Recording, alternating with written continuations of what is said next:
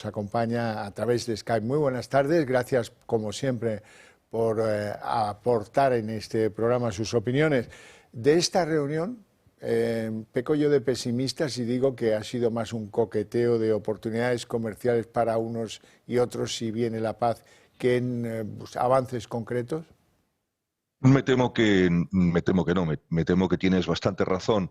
El único consuelo que nos queda son dos o tres. El primero es que hay algunos parámetros que han dado tanto Marco Rubio como J.D. Vance como el propio general Kellogg que dicen cosas muy claras. La primera, que las conversaciones de paz, cuando se inicien, porque estos solo son preliminares, tendrán que incluir necesariamente a la Unión Europea y a Ucrania, el país agredido, porque si no, no tendrían credibilidad. La segunda es una afirmación del secretario de Defensa, de Pete Hegseth, que escandalizó a los europeos, pero porque creo que no la analizaron en profundidad, y era que volver a las fronteras previas a 2014 era impensable por no ser realista. Bien, es que la mayor parte de las conquistas ilegales realizadas por Rusia han sido después del 14 y sobre todo después de la invasión del 22.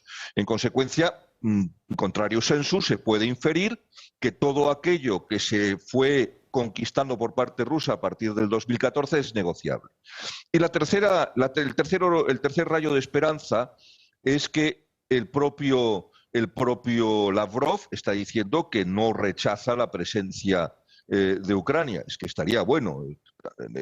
Sería la primera vez en la historia que un acuerdo de paz se realiza sin el país que está en guerra con una de las partes, y sobre todo el país que ha sido agredido, invadido y cuyo territorio ha sido ilegalmente anexionado por el agresor. Yo acabo de tener un debate hace escasamente 2 horas con un embajador ruso en la televisión pública de Azerbaiyán, perdón, en la televisión privada de Azerbaiyán, y me pareció absolutamente surrealista el argumentario en el que están todavía. En fin, decir que la Unión Europea somos una panda de pronazis y demás, tiene un perfecto disparate. Espero que esto hay que hacer caso a lo que dicen los principales. Lo que ha ocurrido en Riad son prolegómenos. Ahora están también fijando el marco en el que se van a reunir Putin y Trump, y a partir de ahí se determinará cómo van a negociar las partes y con qué tipo de padrinazgo. La Unión Europea no puede estar ausente de estas negociaciones de paz, porque además somos la próxima posible víctima. Los países que son fronterizos con Rusia, quitando Moldavia y Georgia, que son víctimas propiciatorias casi inmediatas, en mi opinión, están las repúblicas bálticas, está Polonia, está Finlandia y está, aunque no sea miembro de la Unión Europea, pero sí de la OTAN, Noruega. Suecia no tiene fronteras físicas, pero está ahí. Y por lo tanto, todos estos países que están directamente implicados y las repercusiones que tiene para todos los demás hacen imprescindible que la Unión Europea esté presente. Dice Lavrov que no le parece suficiente que Ucrania no se incorpore a la OTAN para el avance de estas conversaciones, que quiere otro tipo de garantías distintas. Y dice Lavrov, que es el que ha hablado más claramente de los límites de ese inicio de conversaciones. Dice que tampoco quiere tropas europeas ni de funciones de pacificación ni como instrumento interpuesto, que no las quiere porque dice que son soldados de la OTAN en definitiva, y en eso pues no le falta algo de razón, ¿no?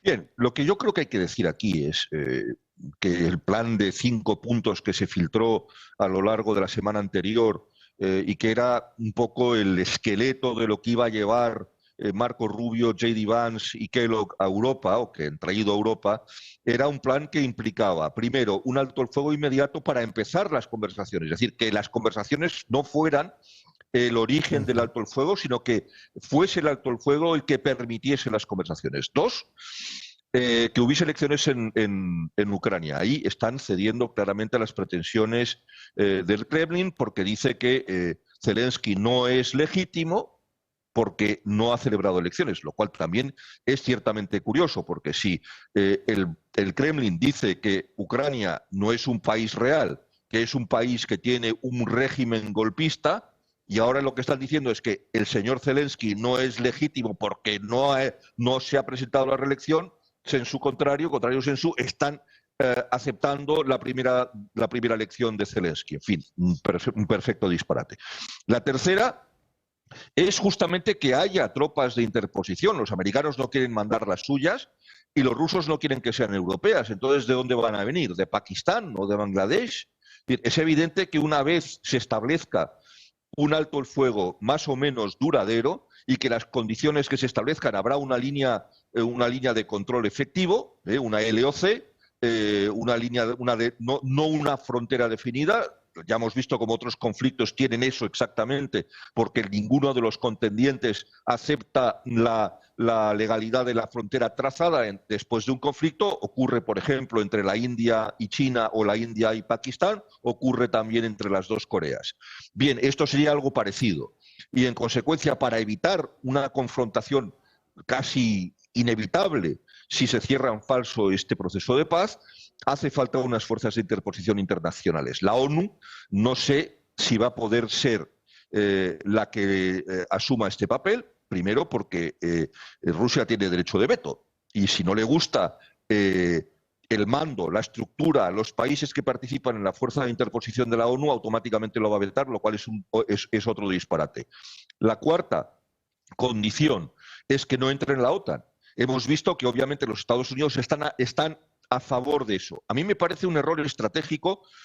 Yo lo puedo decir como analista, lo que no lo puede hacer es el ministro Pistorius para enfadar a todo el mundo. En fin, es un error estratégico y táctico notable. Yo puedo decir que me parece un error muy grave el que Estados Unidos haya dado ya por adelantado una de las cuestiones que le iba a exigir Rusia.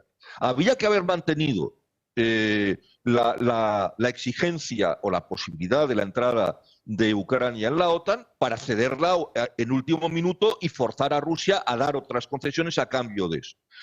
Y la quinta y última es, obviamente, no ya el compartir la riqueza del subsuelo ucraniano, las posibles tierras raras o las materias primas de valor estratégico que están cada vez más en boga en el mundo y porque además de manera legal la Unión Europea y la OTAN han impedido que Rusia y China o Irán tengan acceso a las materias primas que han ido encontrándose en diferentes partes del mundo y automáticamente quienes le hubiesen dado entrada a Rusia o a China en este tipo de explotación habría incurrido en un régimen de sanciones. Por ejemplo, y le doy esta primicia, os doy la primicia, se han encontrado cantidades ingentes de fosfatos, titanio, vanadio, etcétera, en Noruega, que es un país de la OTAN, y donde evidentemente inmediatamente los rusos, los chinos se excitaron mucho, pero ya se les dijo por parte del gobierno noruego, ustedes aquí no pueden entrar.